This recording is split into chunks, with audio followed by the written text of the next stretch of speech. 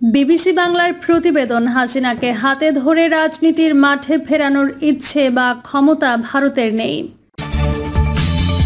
এবং সর্বশেষ জানাবো কেন তাকে গুলি করে হত্যা ও গণভবনে কবর দিতে বলেছিলেন হাসিনা। এতক্ষণ শুনছিলেন সংবাদ শিরোনাম, এবার বিস্তারিত। বিবিসি বাংলার প্রতিবেদন, হাসিনাকে হাতে ধরে রাজনীতির মাঠে ফেরানোর ইচ্ছে বা ক্ষমতা ভারতের নেই। ছাত্র জনতার অভ্যুত্থানে গত 5 আগস্ট পতন ঘটেছে ফ্যাসিস্ট আওয়ামী লীগের 1.5 দশকের দীর্ঘ শাসন শোষণের। তীব্র জনরোষের মুখে সেদিন প্রধানমন্ত্রীর পদ ছেড়ে শেখ হাসিনা পালিয়ে আশ্রয় নেন ভারতে। তারপর থেকে এই স্বৈরাচার সেখানেই আছেন। তিনি সেখানে রাজনৈতিক আশ্রয়ে আছেন নাকি রাষ্ট্রীয় অতিথি হয়ে আছেন তা নিয়ে নানা আলোচনা আছে। তবে কোনো সেনানিবাস বা আধা সামরিক বাহিনীর কোনো বাংলোর মধ্যে কড়া নিরাপত্তার মধ্যে আছেন বলে ধারণা করা হচ্ছে। ভারতে আশ্রয় থেকেই শেখ হাসিনা ভার্চুয়ালি আওয়ামী লীগের নেতাকর্মীদের উদ্দেশ্যে বক্তব্য বিবৃতি দিচ্ছেন, যা দেশে ক্ষোভ উস্কে দিচ্ছে। দিল্লির কাছে এ বিষয়ে ঢাকার আপত্তি প্রকাশ সত্ত্বেও হাসিনা ভাষণ দিয়েই চলেছেন। এর জেরে ধানমন্ডি 32 নম্বরে শেখ হাসিনার পৈতৃক বাড়ি পর্যন্ত গুড়িয়ে দিয়েছে বিক্ষুব্ধ ছাত্র জনতা।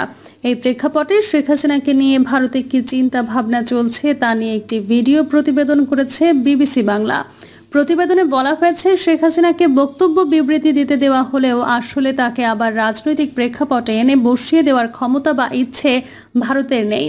পতনের দিন ভারতের হাসিনা পালিয়ে যাওয়ার প্রসঙ্গ টেনে প্রতিবেদনে বলা হয়েছে, 6 থেকে 7 মাস আগে শেখ হাসিনা যখন হিন্দন বিমান ঘাঁটিতে অবতরণ করেন, তখন ভারতের ধারণা ছিল তার এই স্টপ ওভার বড়জোর 6 থেকে 7 ঘন্টার জন্য।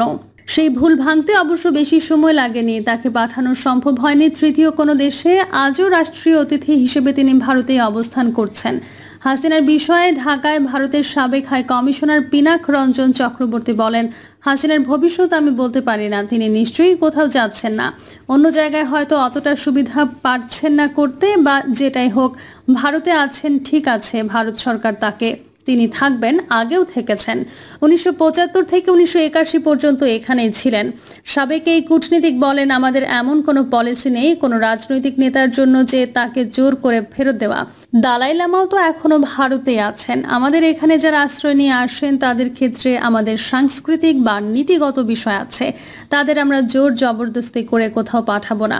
ওপি জিন্দাল গ্লোবাল ইউনিভার্সিটির অধ্যাপক শ্রী রাধা দত্ত বলেন, ভারত তাকে রাখবে। উনি যতদিন থাকতে চান, যতদিন না উনি ওখানে ফেরত গেলে সেফ হবেন, সেটা নিশ্চিত না হওয়া পর্যন্ত ভারত তাকে রাখবে। তবে রিহ্যাবিলিটেশনের যে আলাপ হচ্ছে, জানি না ভারত সরকার কি ভাবছে। আওয়ামী লীগের তো সেরকম একটা চেষ্টা আছে। আমার মনে হয় না এখন পর্যন্ত সেরকম কোনো পরিস্থিতি আছে। শেখ হাসিনার ওপর বাংলাদেশের মানুষের ক্ষোভ সহজে যাবে না উল্লেখ করে শ্রী রাধা দত্ত বলেন, 32 নম্বর ভাঙার পর আওয়ামী লীগ একটা সহানুভূতি পেয়েছে, অকারণে যে আরও কিছু ভাঙচুর হয়েছে। শেখ হাসিনার ওপর যে রাগ বিতৃষ্ণা, মনে হয় না তারা এত তাড়াতাড়ি ভুলে যাবে। আওয়ামী লীগ একটা ঐতিহাসিক দল, তারা নিশ্চয়ই একটা নির্দিষ্ট জায়গা নিয়ে আছে। কিন্তু আওয়ামী লীগের প্রধান হিসেবে শেখ হাসিনাকে যে সবাই আর কখনো মেনে নেবে, সেটা নিয়ে আমার প্রশ্ন আছে।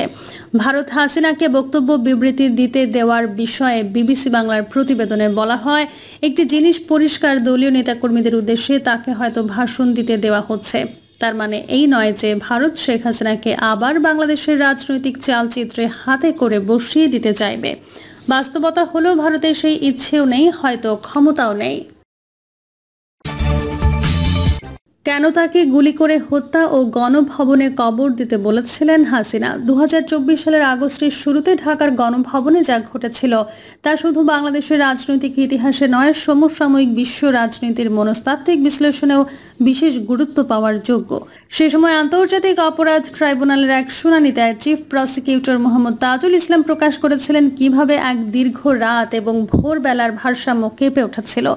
ঘটনার কেন্দ্রবিন্দুতে ছিলেন তৎকালীন প্রধানমন্ত্রী শেখ হাসিনা। 5 আগস্ট সকালে যখন সামরিক বাহিনীর শীর্ষ কর্মকর্তারা তাকে ক্ষমতা ছাড়ার জন্য চাপ দিচ্ছিলেন, তখন তিনি উচ্চারণ করেছিলেন, আমাকে গুলি করে মেরে ফেলো আর গণভবনে কবর দিয়ে দাও। প্রথম শোনায় এটি মনে হতে পারে এক আবেগপ্রবণ প্রতিক্রিয়া, কিন্তু মনস্তত্ত্ব ও রাজনীতির দৃষ্টিকোণ থেকে দেখলে এই সংক্ষিপ্ত বাক্যে ফুটে ওঠে ক্ষমতার সঙ্গে ব্যক্তিসত্তার এমন এক একীভূত রূপ, যেখানে মৃত্যু ও শাসন একই সমান্তরালে দাঁড়িয়ে যায়। শেখ হাসিনার বক্তব্যে রাষ্ট্র ও ব্যক্তি যেন মিশে যায় এক অবিচ্ছিন্ন সত্তায়। ক্ষমতা তার কাছে শুধু রাজনৈতিক নিয়ন্ত্রণ নয়, বরং অস্তিত্বের একমাত্র স্বীকৃতি। সেই কারণে ক্ষমতা হারানো তার কাছে মৃত্যুর সমান। এমনকি মৃত্যুর স্থানও তিনি বেছে নিয়েছিলেন, ক্ষমতার প্রতীকী কেন্দ্র গণভবন। এই মানসিক অবস্থানকে মনোবিশ্লেষণে থানাটোস অফ পাওয়ার বলা যেতে পারে, এক ধরনের ধ্বংসাত্মক ক্ষমতাবোধ, যেখানে বেঁচে থাকা কিংবা মরার চেয়েও গুরুত্বপূর্ণ হয়ে ওঠে ক্ষমতায় অবিচল থাকা। এই উক্তি আমাদের মনে করিয়ে দেয় ইতিহাসের সেই সব একনায়ককে যারা পরাজয় মেনে নেননি। হিটলার 1945 সালে বার্লিনের বাংকারে আত্মহত্যা করেছিলেন, কারণ তার কাছে পরাজয় মানে ছিল নিজের রাজনৈতিক সত্তার মৃত্যু। তার মরদেহ পুড়িয়ে ফেলা হয়েছিল যাতে প্রতীকীভাবে তার উপস্থিতি অক্ষুণ্ণ থাকে। শেখ হাসিনার গণভবনে কবর ইচ্ছার মধ্যে সেই প্রতীকী অমরত্বের আকাঙ্ক্ষায় প্রতিফলিত হয়, যেন বলতে চাইছেন, আমি রাষ্ট্র, আমার মৃত্যু মানেই রাষ্ট্রের মৃত্যু। ফ্যাসিবাদের অন্যতম বৈশিষ্ট্য হল নেতা ও জাতির অবিচ্ছেদ্য একীকরণ। ইতালীয় দার্শনিক উমবের্তো একো তার ইউর ফ্যাসিজম প্রবন্ধে উল্লেখ করেছেন, ফ্যাসিবাদী নেতা বিশ্বাস করেন যে তিনি জাতির অবতার। শেখ হাসিনার বক্তব্যেও সেই প্রবণতার স্পষ্ট ছাপ রয়েছে। তার জন্য ক্ষমতা ছিল এক ধরনের আয়না, যেখানে নিজের প্রতিচ্ছবি ছাড়া অন্য কিছু কল্পনা করা যেত না। গোপালগঞ্জের টুঙ্গিপাড়ায় পিতার সমাধির পাশে শায়িত হওয়ার বদলে গণভবনকে সমাধিস্থল হিসেবে ভাবা ছিল রাষ্ট্র ক্ষমতার প্রতীকী দখলদারিত্বের চূড়ান্ত রূপ। জুলাই 2024-এর আন্দোলনের সময় মাত্র 21 দিনে কয়েক হাজার মানুষের মৃত্যু এবং কয়েক হাজার আহত হওয়ার পরও শেখ হাসিনা ক্ষমতা ছাড়ার কোনো ইঙ্গিত দেননি, বরং সেই সময় তার একমাত্র লক্ষ্য ছিল নিজের পদ রক্ষা করা।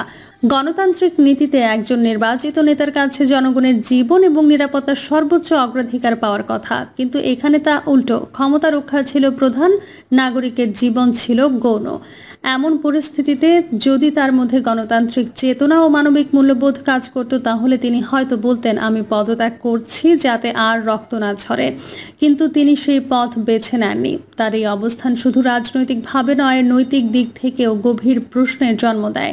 এটি দায়িত্বহীনতা ও নিষ্ঠুরতার এমন এক রূপ যা গণতান্ত্রিক নেতৃত্বের সঙ্গে সাংঘর্ষিক। মনোবিজ্ঞানে বলা হয়, ক্ষমতার আসক্তি মাদকাসক্তির মতোই তীব্র হতে পারে।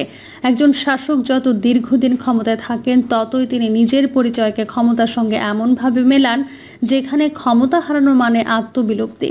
শেখ হাসিনার ক্ষেত্রে এই প্রক্রিয়া এতটাই গভীরে গিয়েছিল যে মৃত্যুকেও তিনি দেখতে চেয়েছিলেন ক্ষমতার কেন্দ্রের ভেতরে, গণভবনের মাটিতে।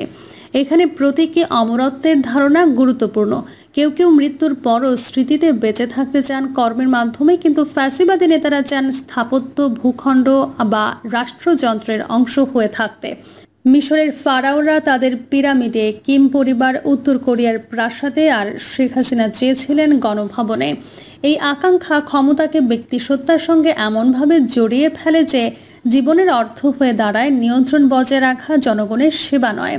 যখন রাষ্ট্র ও নেতার মধ্যে সীমারেখা ভেঙে যায়, তখন গণতন্ত্র ভেঙে পড়ে। আমাকে হত্যা মানেই রাষ্ট্রকে হত্যা, এমন চিন্তা সেই ভাঙনেরই লক্ষণ। এটি রাষ্ট্রকে জনগণের কাছে কেড়ে নিয়ে ব্যক্তিগত সম্পত্তিতে পরিণত করে। এর ফল হয় ধ্বংসাত্মক। জনগণ বঞ্চিত হয় তাদের অধিকার থেকে, আর রাষ্ট্রযন্ত্রে স্থায়ীভাবে ঢুকে যায় ব্যক্তিগত শাসনের ছায়া। 2024 সালে সেই ভোরে শেখ হাসিনার মনে হয়তো চলছিল দ্বন্দ্ব, ক্ষমতা হারানো নাকি মৃত্যুবরণ করা। কিন্তু তার বক্তব্য প্রমাণ করে, মৃত্যুবরণ করতে তিনি প্রস্তুত ছিলেন, ক্ষমতা ছাড়তে নয়। পরবর্তী সময়ে তার দেশ ত্যাগ এবং রাজনৈতিক পতন এক অর্থে এই মানসিকতারই স্বাভাবিক পরিণতি। রাষ্ট্র মানুষের জন্য এটি বেঁচে থাকার আশ্রয়স্থল, মর্যাদা ও স্বাধীনতার ক্ষেত্র। কিন্তু যখন রাষ্ট্রের প্রতীক হয়ে ওঠে কোনো ব্যক্তি, তখন সেটি জীবন রক্ষার জায়গা না হয়ে মৃত্যুর প্রতীক হয়ে দাঁড়ায়। শেখ হাসিনার গণভবনে কবর ভাবনা ঠিক সেই রূপান্তরের চিহ্ন বহন করে, যেখানে রাষ্ট্র আর জনগণ নয়, বরং ক্ষমতা ও ব্যক্তি একীভূত হয়ে যায় এবং সেই একীকরণ হয় ধ্বংসাত্মক, ফ্যাসিবাদী ও আত্মবিনাশী।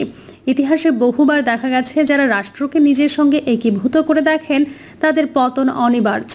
কারণ রাষ্ট্র বেঁচে থাকে জনগণের ইচ্ছায়, কোনো এক ব্যক্তির ইচ্ছায় নয়।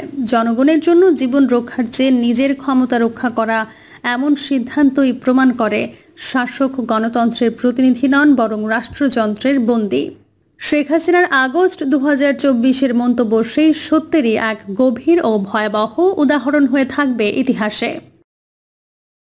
প্রিয় দর্শক, এই ছিল এখনকার সর্বশেষ সংবাদ। আপডেট সব সংবাদ পেতে চ্যানেলটি সাবস্ক্রাইব করে বেল আইকনটি ক্লিক করে রাখুন।